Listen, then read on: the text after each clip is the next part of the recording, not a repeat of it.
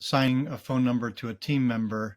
In RESimpli, it's kind of backwards. You create a call flow and then you assign the number to the call flow, rather than what I've done in Just Call or a smartphone where you have the phone number and then you create a call flow from the phone number. So it's flipped.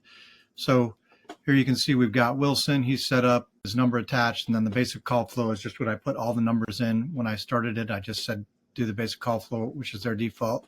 So you have to go over here to the right. This is the other thing that threw me off.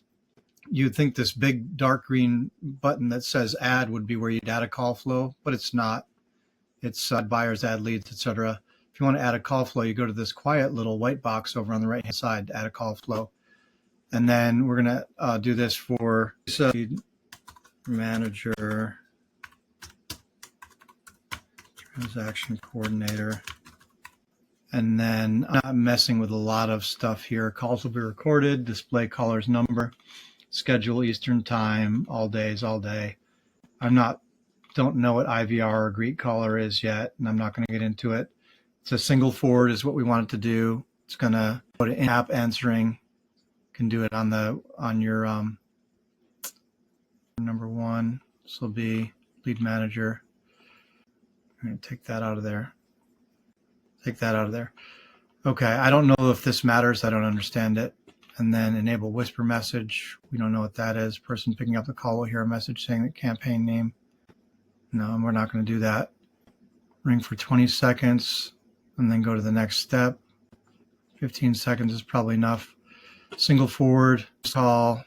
I've got all these that I put in here. Sorry to have missed your call. You can turn that on or off, but you send a message when a call is missed from a new caller. So they're just getting a message when they call and miss a call. We're not using RVM, so I'm not doing that.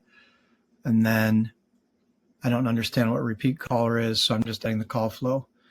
And so then now we go to the phone numbers, and those are in settings, same as the call flows are. So you go to settings, here's the call flow where we were. Now you have to go to phone numbers, and then to select 4 leads in the phone numbers. And then I named these numbers by the person who's using them. I named the campaign, named the person. So now we're going to go into Chris's number. We're going to go edit the number, and we're going to put her call flow to the Crisa call flow, and then she should be good to go. And then I'm just going through and doing that with every single one of these numbers. They don't have the ability to name it the person's name, so I'm just calling the campaign name the person's name and going through and doing it that way.